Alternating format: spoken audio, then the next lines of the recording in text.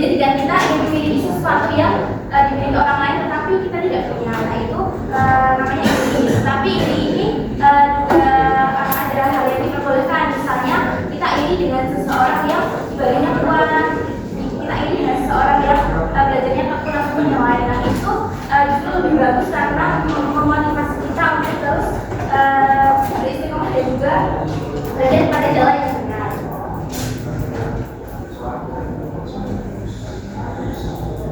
Nah ini yang pertama ada mengapa hidup bermanfaat itu penting.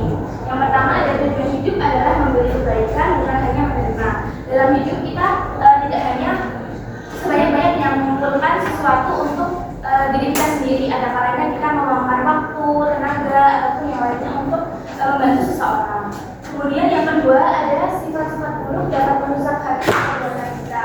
Sifat buruk ini seperti iri, takabur, benci atau dengki itu dapat memasai hati kita dan itu akan membuat hati kita mati. Jadi kita menganggap seorang itu tidak perlu berbuat dari kita jadi egois seperti itu. Nah selanjutnya ada kunci menuju ketenangan dan juga keberkahan.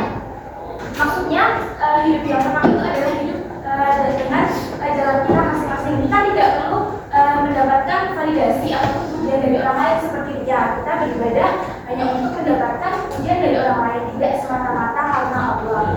Untuk keberkahan kita, hidup berkah itu berarti kita harus berterima harta, kita mendapatkan satu jabatan yang sangat tinggi, ataupun seperti itu. Kemudian selanjutnya di sini ada dari Quran surat Al-Luqman ayat 16 sampai 19. Saya bacakan ya. Bismillahirrahmanirrahim. Ya bunayya innaha in tamlis qala habatin min hadzalik fatakun fi sahratin aw fis samawati aw fil ardi ya'ti biha Allah. Innallaha latifun khabir. Ya bunayya aqimis sholata wa'mur bil ma'ruf wanha 'anil munkari wasbir 'ala ma asaba. Inna dzalika min azmil umur. Wala tusa'ir saddaq wala tusa'ir hatta ba'in nasi wala tamshi fil ardi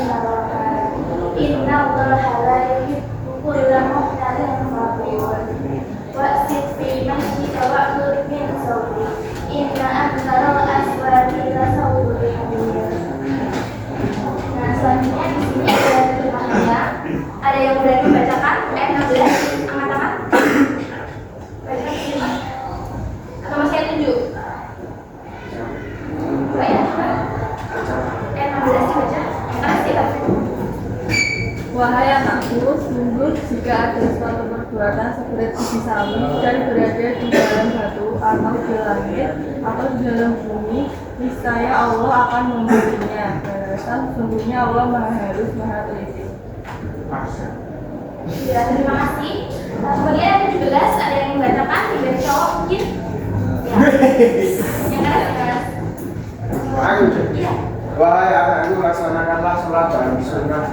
Suruhlah manusia berbuat yang ma'ruf dan cegahlah mereka dari yang mungkar, serta bersabarlah terhadap apa yang menimpa. Sesungguhnya yang demikian itu termasuk perkara yang penting. Terima kasih. Untuk ayat 18, siapa yang membacakan? Ya.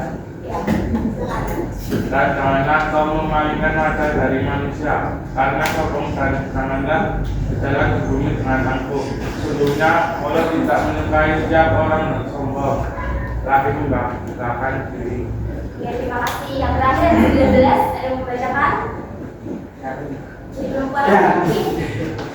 Baiknya Pak. Dan sempurnakanlah dalam berjalan yang mengenaskanlah suaramu. Untuk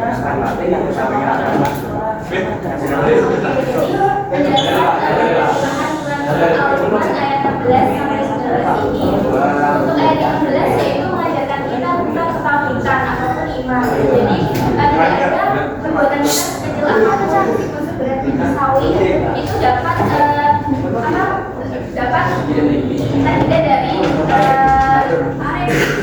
dari pengawasan Allah Subhanahu Wa Taala, dan itu akan mendapatkan balasan setimpal. Misalnya berbuat baik dan kita dapat yang baik, misalnya berbuat jahat dapatnya juga jahat. Untuk ayat 17 ini perintah untuk mendirikan sholat. Itu ditulis ya, laksanakanlah sholat dan suruhlah manusia berbuat yang ma'ruf. Berbuat yang ma'ruf ini berbuat ma'ruf artinya berbuat baik dan juga mencegah yang buruk atau murah. Kemudian ini perintah untuk kita tidak boleh bersikap takabur atau sombong. Kita tidak boleh membanggakan diri kita di depan orang lain tentang posisi kita, jabatan kita ataupun kekayaan kita. Nah, ini poin pembahasan kita yang pertama akan belajar tentang berfoya-foya. Dan yang kedua kita akan belajar tentang ada yang asing dengan kata ini. Berfoya-foya tidak ya? Selanjutnya yaitu berfoya-foya. Berfoya-foya ini memiliki definisi gaya hidup berlebihan atau menghamburkan harta tanpa memikirkan manfaat. Ini bersiap ya?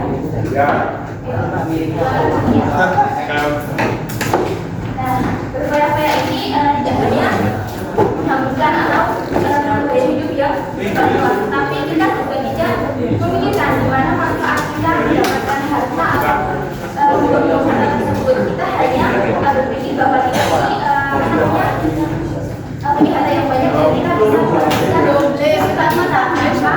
manfaat dan juga efek kedepannya seperti itu.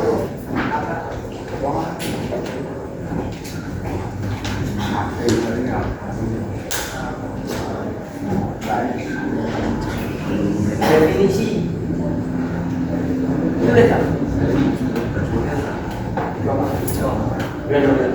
Black.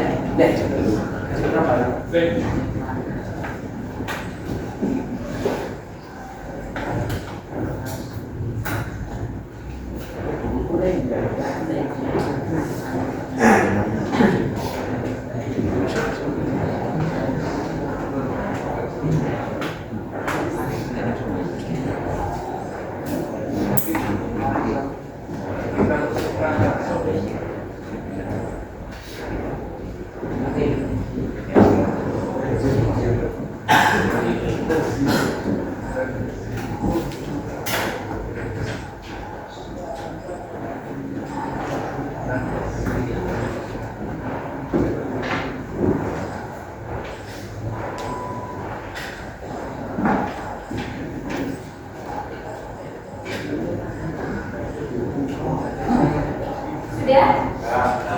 Sudah, kalau itu saya lanjut.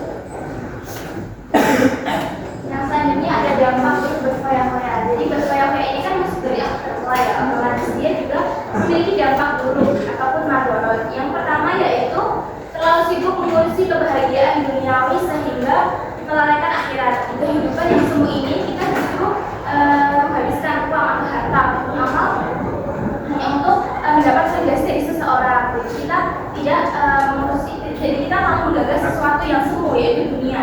Sedangkan kehidupan yang kekal abadi seharusnya ada di akhirat. Kemudian yang kedua menimbulkan sifat iri, dengki dan juga pamer.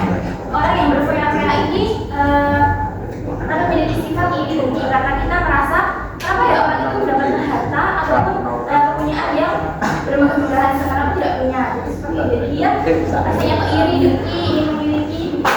Kemudian ada pamer. Pamer di sini maksudnya membanggakan harta ya, ataupun kepandaian atau status itu dia pamer. Jadi kayak aku harus pamer, aku punya ini semua. Kalau tidak pamer mereka tidak puas. Gitu.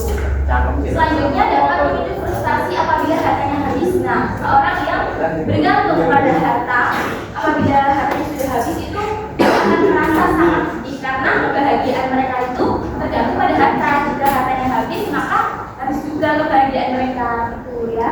Yang keempat yaitu berpotensi sikap pikir. Pikir itu apa sih? Yang tahu pikir? Pikir Ya, benar sekali ya. Pikir itu pelit. Jadi seseorang yang bersifat pikir itu beranggapan bahwa dia tidak mampu memberikan ataupun menyederhanakan sebagian hartanya untuk orang lain karena dia hanya mikir, oh ini hartaku, ini punya aku, jadi aku tidak perlu membagi ataupun sedekah dengan orang lain. Saya catat ya.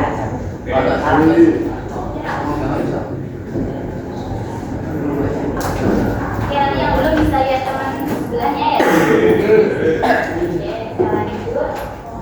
Nah ini ada tips dari sikap boros, yaitu yang pertama membelanjakan harta sesuai dengan skala prioritas kebutuhan. Jadi kebutuhan kita itu harus kita bagi antara kebutuhan primer, sekunder ataupun tersier. Nah untuk kebutuhan yang primer yaitu adalah yang penting. Nah kita mungkin bisa memenuhi dari kebutuhan yang paling primer dulu. Kita tidak harus membeli barang yang sekiranya tidak penting ataupun hanya membawa madorot. Selanjutnya adalah membiasakan bersedekah.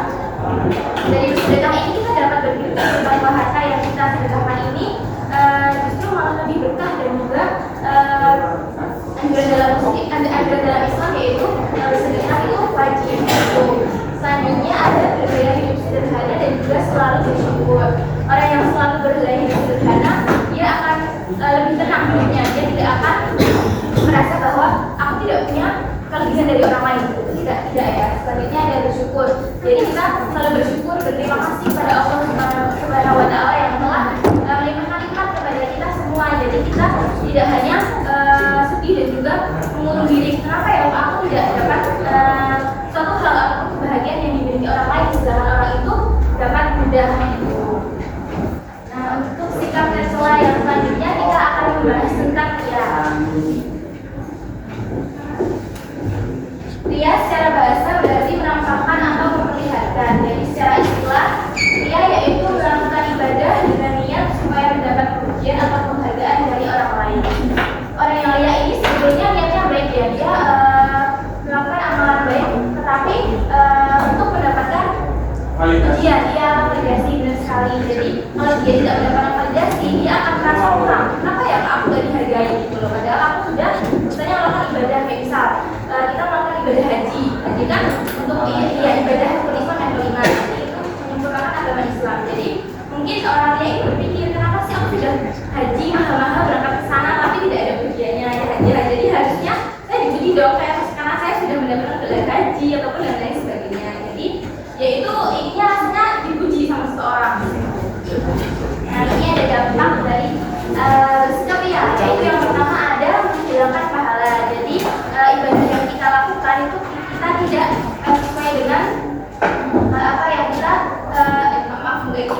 Jadinya menghilangkan pahala ini maksudnya kita beribadah tetapi tidak semata-mata kata Allah. Kita hanya mengharapkan pujian atau balasan dari orang lain. Kita bersikap ria itu sebenarnya beribadah tetapi justru tidak berkah gitu. Yang selanjutnya ada menimbulkan cinta di hati. Dari ria ini kita akan berpikir, kenapa ibadah yang saya lakukan itu tidak pernah divalidasi atau dipuji orang lain. Jadinya kita dalam hati berpikir, oh kenapa ya kok sudah ibadah tapi tidak divalidasi atau mungkin dihargai. Intinya sama ya. Kemudian ada menimbulkan kebencian karena dari kita ria ini mungkin ada seseorang yang berpikir bahwa dia berpikir kalau kita ini adalah orang yang suka memamerkan ibadah, jadi orang itu bisa apa saja itu benci kepada kita. Jadi ada dari sifat dia teruskan pertama niat kita itu beribadah semata-mata karena Allah, jangan hanya untuk orang lain, jangan hanya untuk menambah dilarang apa gitu ya. Kemudian ada menyadari bahwa kita adalah hamba Allah. Jadi hamba Allah ini untuk manusia kita tidak pernah luput dari kesalahan dan juga lupa. Maka dari itu kita bisa memohon ini ya lanjutannya dari poin ketiga itu memohon pertolongan Allah Subhanahu Wa Taala dimanapun kita berada. Allah itu maha penolong yang maha perkasa. Allah itu baik-baik penolong. Jadi dimanapun kita berada kita tolong ya kepada Allah, jangan hanya selain Allah. Kalau kita minta tolong selain Allah kita jatuhnya jadi ini dulu. Jadi setelah ini juga berangkat RKPD kepada kalian diberi soal penugasan kalian mengerjainya sesuai dengan kelompok masing-masing. Jadi kelompoknya untuk yang meja sini ke belakang kelompok 1, meja sini ke belakang kelompok 2, meja ini ke belakang kelompok 3, dan meja itu ke belakang kelompok 4. Jelas ya?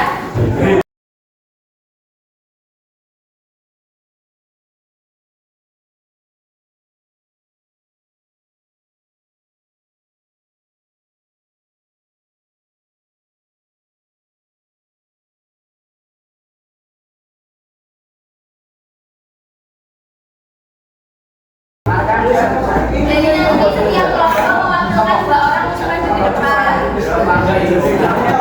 Dari kelompok mana dulu?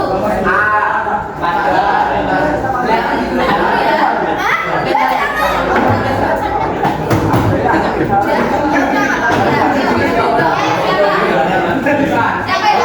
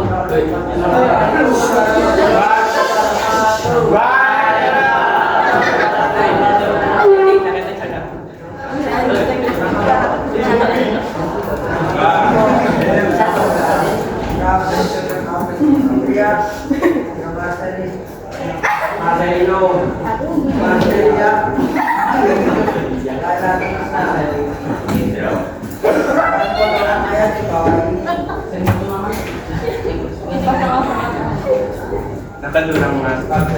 Dan janganlah sekali-kali berapa-apa yang diberikan Allah kepada mereka pada diri artinya siapanya bahwa kita baik padahal apa yang apa yang ada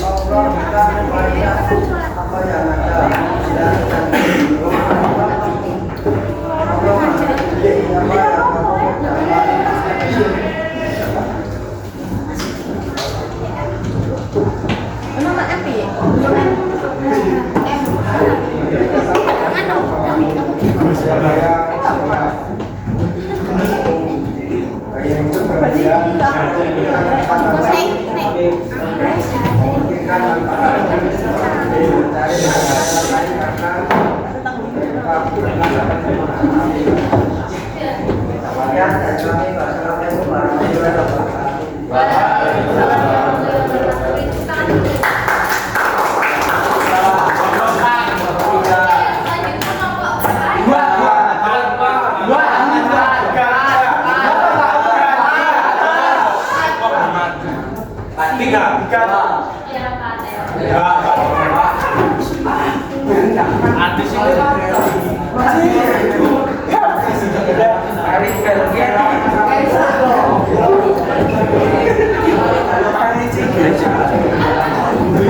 Yang auranya kerja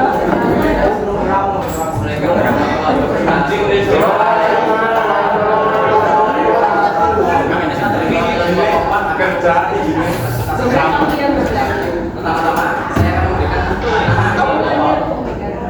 Abner, Carlo, Jenderal, Erlangga, Sakita, Riki, Rizky.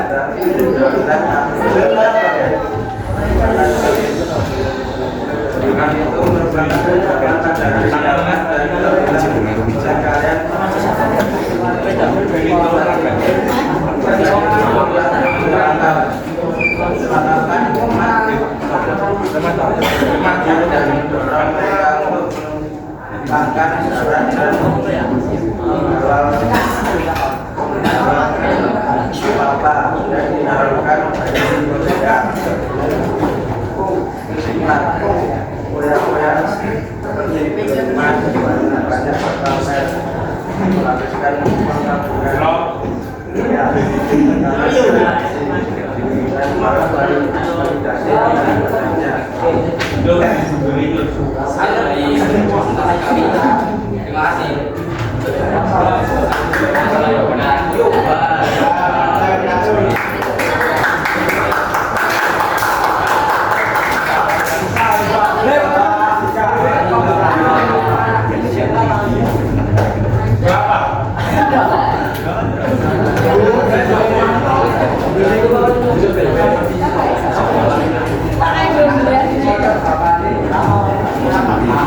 Assalamualaikum warahmatullahi wabarakatuh.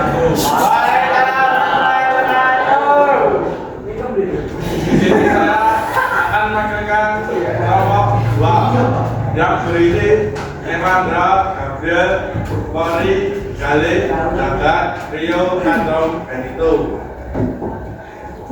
Beri contoh pada sifat dua ini. Bergoyang-goyang, siap, 2 contoh saja.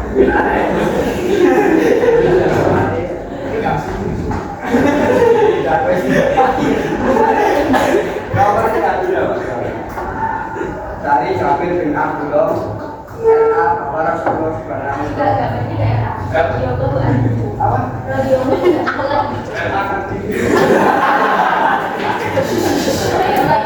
Dari Kabir bin Abdullah dari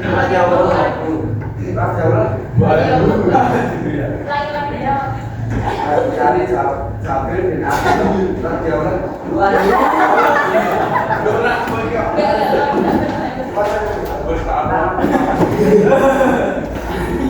Oleh kalian perbuatan zalim.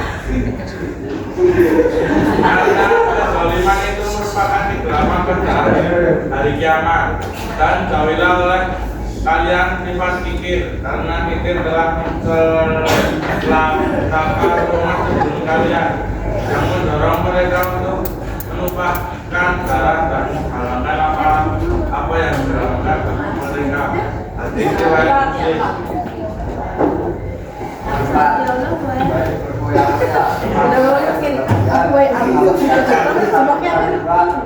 Iya, memamerkan ibadah haji kan dengan tamrin. Sekian saya dari kami.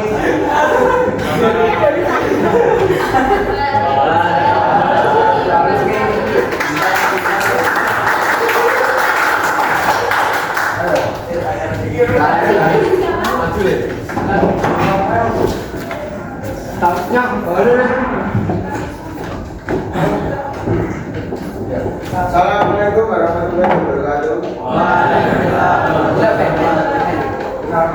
Perkenalkan dipresentasikan LKPD anggota kelompok yang nama yang berisi Aditya Abdul Arif Aditya Afan Bayu Farhan Ilyas Isi Afan kami akan menginformasikan arti dari surat Al-Imran ayat 180. Dan jangan sekali-kali orang-orang yang ingin dengan apa yang diberikan Allah Subhanahu wa Ta'ala pada mereka dari karunia-Nya mengira bahwa pikir itu baik bagi mereka, padahal pikir itu buruk bagi mereka. Apa harta yang mereka pikirkan itu akan digalungkan di lehernya pada hari kiamat. Milik Allah lah warisan apa yang ada di langit dan bumi. Allah mengadili apa yang kami kerjakan. Beri contoh pada sifat di bawah ini. Orang-orang memberi yang daripada yang gampang, ya mereka dapat mendapatkan daripada yang dari mereka. Assalamualaikum warahmatullahi wabarakatuh.